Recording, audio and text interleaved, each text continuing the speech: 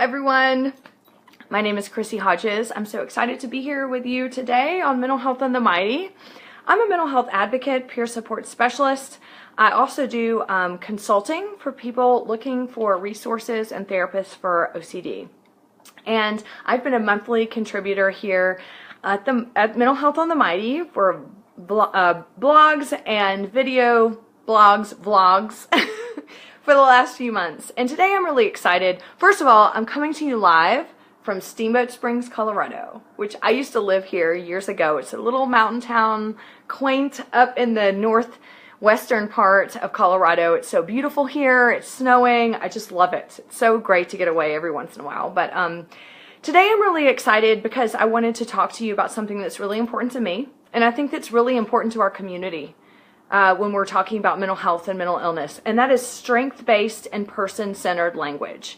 You may think, what the heck is that? And who cares? Or whatever.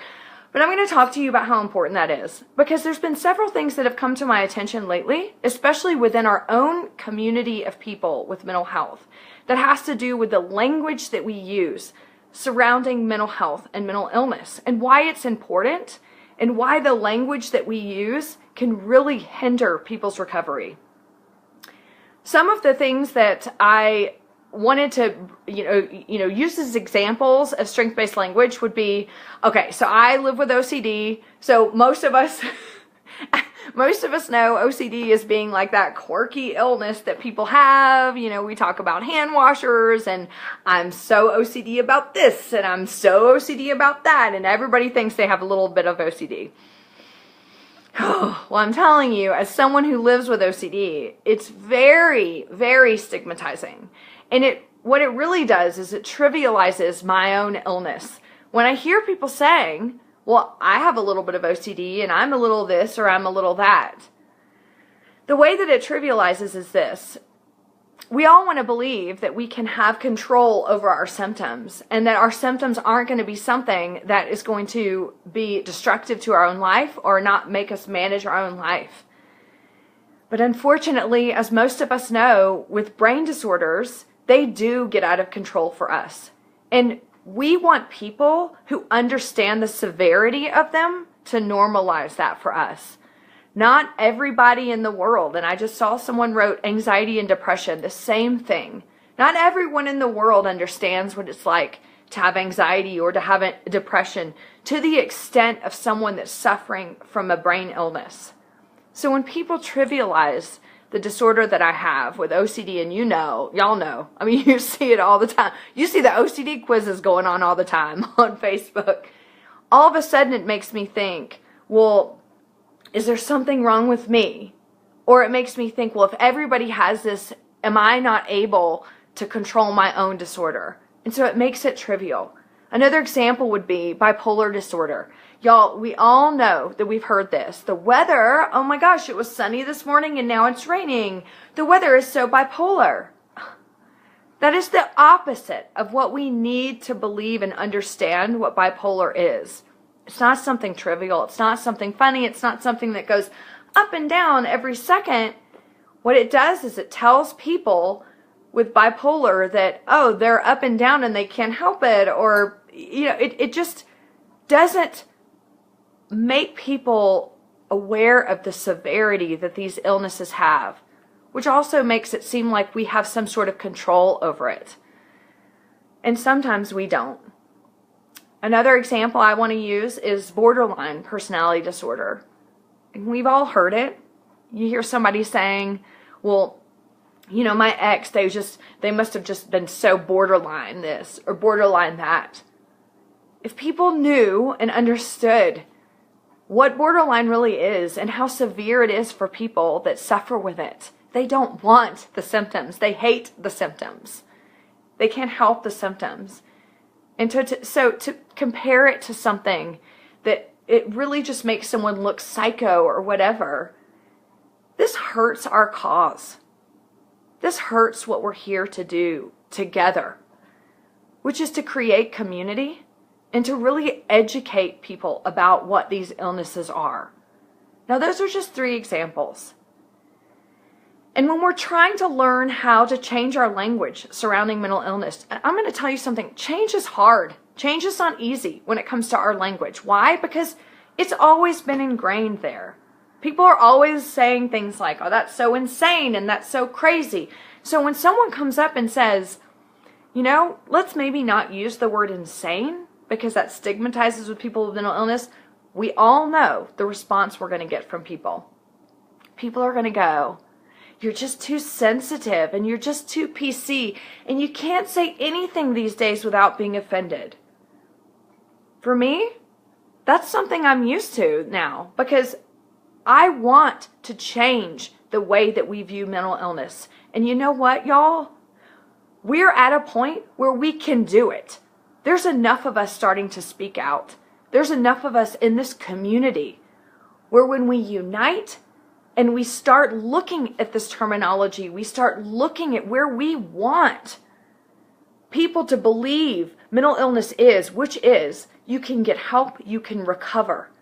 If that's what we want, we can do it and we can do it together. I'm going to give you 2 examples for me that changed the way that I viewed strength-based language. First of all, this has to do with transsexuals.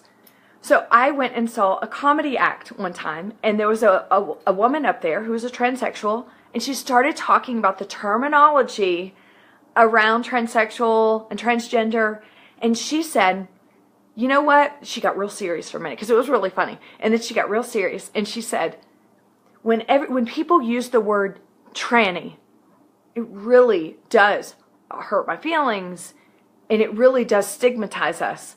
And I remember thinking, oh my God, have I used that word? Oh my goodness, I think I have. And the truth is, I just didn't know that this was offensive. And I went up to that comedian afterwards and I told her, I said, I will never use tranny again. Thank you for educating me. I could have easily been like, you're too sensitive and you're too PC.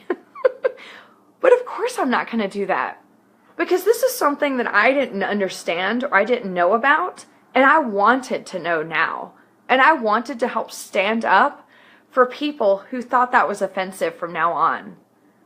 The second thing, and this hits close to home, I read an article on mental health on the Mighty a couple weeks ago, and it was about the terminology commit suicide. Now, I have survived a suicide attempt, and I have never seen any issue with the terminology commit suicide. I just haven't. But one time I was giving a speech, and I was talking about suicide, and I did say commit suicide, and someone raised their hand afterwards and said, I really wish you wouldn't say commit suicide.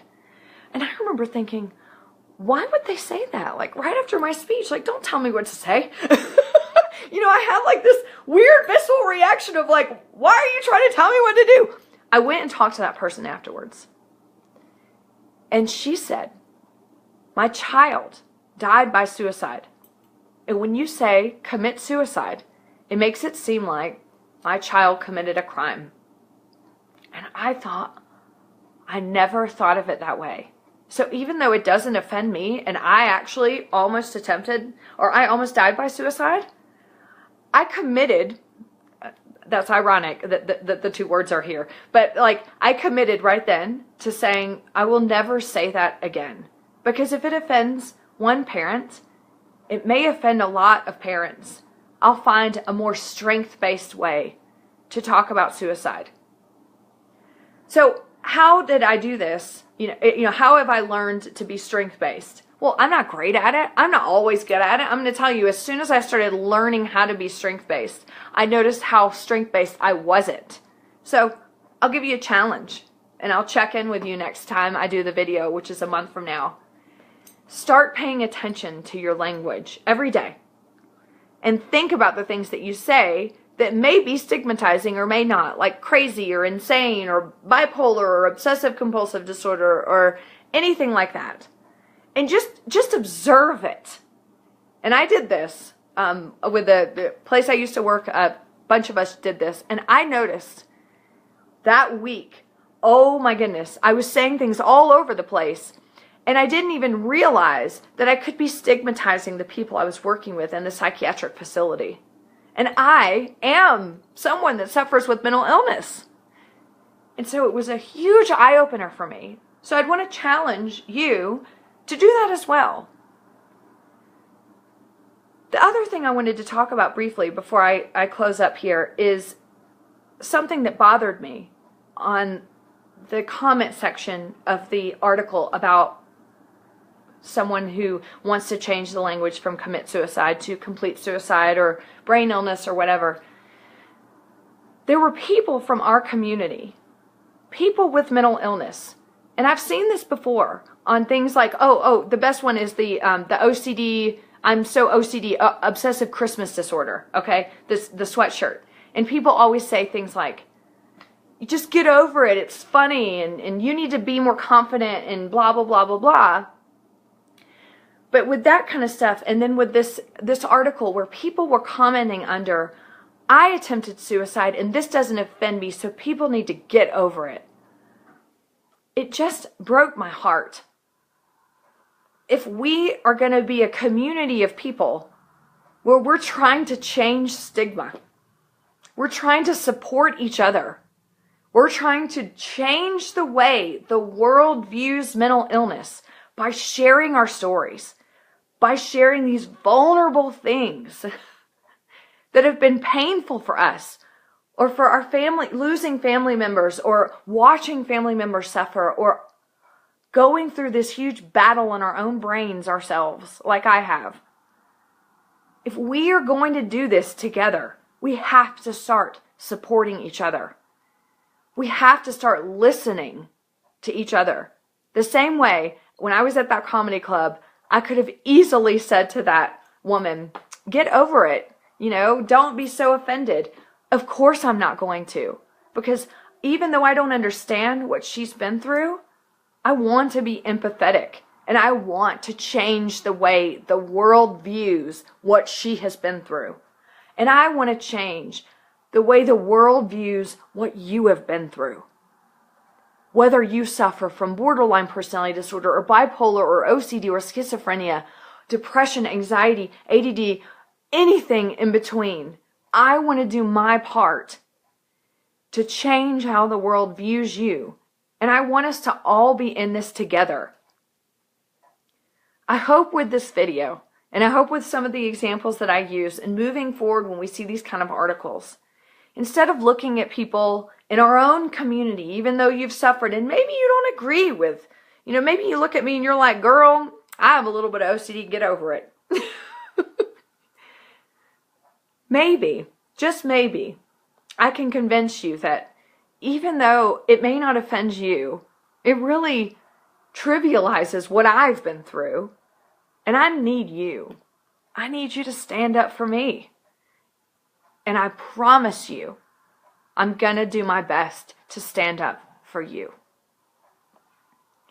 I'm so blessed to be part of this community. I'm so blessed to be able to be connected with all of you and to know that I'm not alone and to know that we're in this together and that I'm telling you, we are in such a powerful position to change the way people view mental illness.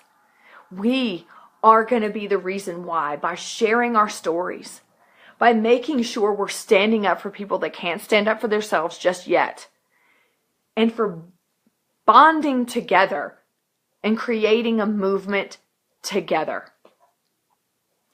So I want to thank you for allowing me to be here. I love being part of Mental Health on the Mighty. Yay!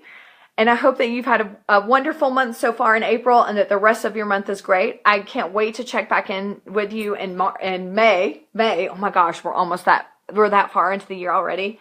And to see how you felt about the strength-based challenge. And also, in my job, I do peer support for people who are suffering with mental illness. So if that's something that you're interested in, visit my website at ChrissyHodges.com, ChrissyHodges.com. But also, if you want to reach out and just tell me that